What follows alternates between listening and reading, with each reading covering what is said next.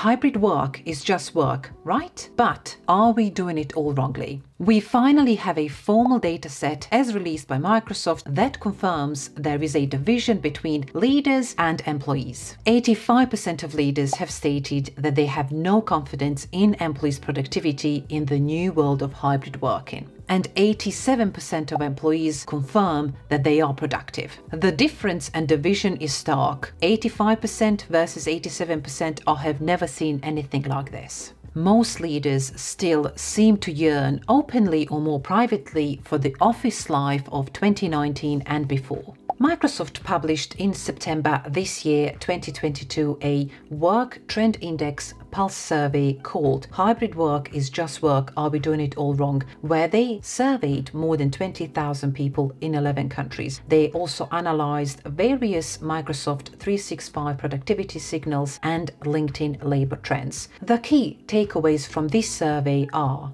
end productivity paranoia, embrace the fact that people come in for each other, re-recruit your employees. End of productivity paranoia. All of us are working from home more than ever, and leaders and business decision makers are wondering as to whether their employees, individual contributors, people who don't really manage teams, are productive enough. As I mentioned in the opening statement, 85% of leaders don't believe, they don't actually have confidence that their employees are productive when they work from home in the new world of hybrid working, as we call it these days. Whereas employees, up to 87% of them feel they are productive. We definitely need to understand where all these concerns are coming from, what are their anxieties, and what can we do to put in place to provide relevant reassurances. It's almost surreal to see such a big difference as to how leaders feel and how employees feel, even though all other metrics have also increased. A number of emails we send, a number of meetings we have, a number of hours we work clearly demonstrate there is much more work being put into it than our leaders believe we do.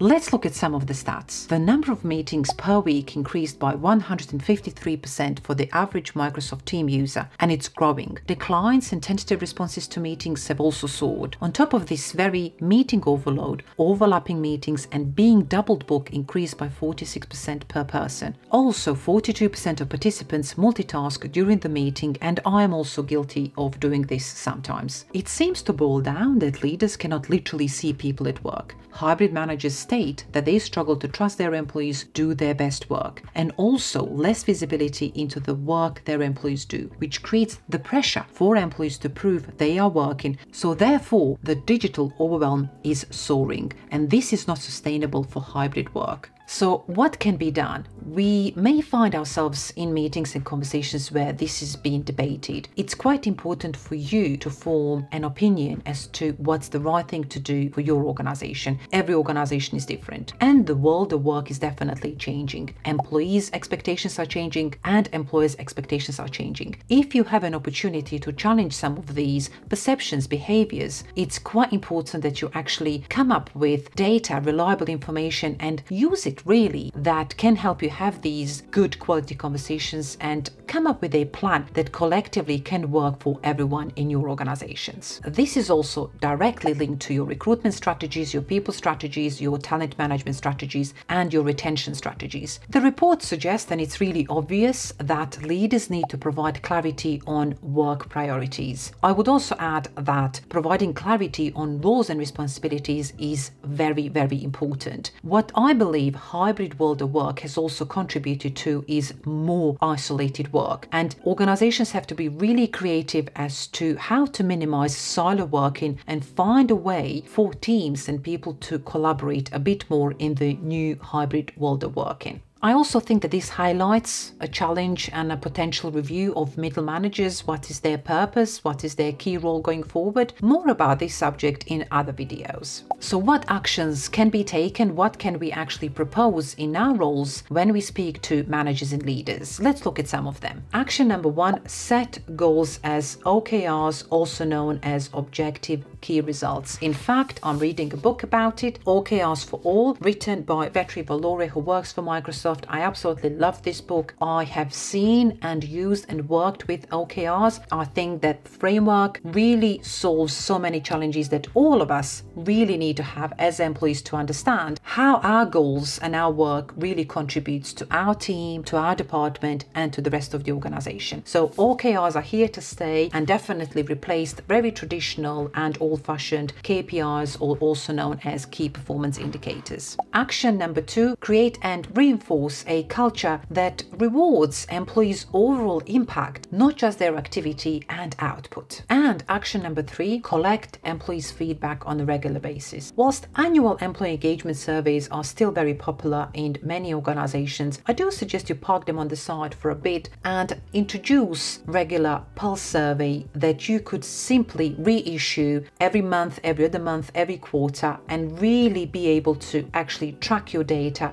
track feedback as to how employees are feeling, what is going on, and what can be put in place that's much more proactive, real, and adds value, as opposed to an annual survey that just captures one moment at a particular time that could be a good day or a bad day. You simply never know. Second takeaway is embrace the fact that people come in for each other. 73% of employees say they need a better reason to go into the office than just company expectations. 73% of employees also report that they would go to the office more frequently if they knew their direct team members would also be there, or if their work friend was there. So social connection is worth the commute after all, and I absolutely agree with this. Employees who have managers who are open, honest, empathetic, and authentic are more inclined to go to the office for their one-to-ones, up to 82% of employees in fact. Slightly more open to working in person, more likely to meet at least twice a week, and more likely to discuss their well-being and mental health in their one-to-ones. This just confirms that organizations have a fantastic opportunity to come up with a creative engagement plan and reinvest in their social capital. But the office cannot be the only answer. Technology has a massive role to play in all of this. So what actions can we actually propose to our leaders and managers when it comes to this point? Use in-person time to help all employees rebuild their bonds and networks. Build and offer better digital employee experience that enables employees to work together in a much more better and productive way. And finally, create a digital community with modern tools, with modern comms tools, so they can use to communicate with each other. And a final key takeaway is re-recruit your employees. Every organization is required to re-recruit, re-onboard, re-energize their existing workforce, and not just really take it for granted that people will know what to do and what's expected of them. If people are not learning, growing, and developing in your organization, in their roles, they will simply consider leaving at some point. Younger generation are most likely to aspire to be their own boss, with 76% of Gen Z and millennials say that this is their goal, versus older generation at 63%. Gen Z and millennials are very likely to stay if their current organization gave them flexibility to support their side projects for additional income. 52% of Gen Z and millennials are keen to change jobs in the new year, and Gen Z are projected to make 30% of the workforce by 2030. So therefore, internal mobility needs to be prioritized and enabled as part of our people strategies. In this data set, we can also find that up to 68% of employees would happily consider a lateral move or a sideways move to broaden their skills and experience as opposed to a promotion. So therefore, this just confirms the strong bond between learning and retention. So what actions can we consider and propose to our leaders and management? We need to make learning and growth as the core offer to our employees as part of their employee experience. We also need to recognize the fact that people are looking for all sorts of opportunities to learn and grow. So therefore, we need to be really creative when it comes to encouraging sideways moves or lateral moves, not just promotion moves. And the final point is the importance of actually reviewing our strategic workforce plans and priorities, making sure that we have the right people at the right place at the right time, and providing that overall employee experience that's memorable. So what's the key message here? The key message here really is that flexibility is here to stay. It's a great offering, it's a great benefit, it's a great term and condition that we can give to all of our employees. It's not a fad, it's not a trend.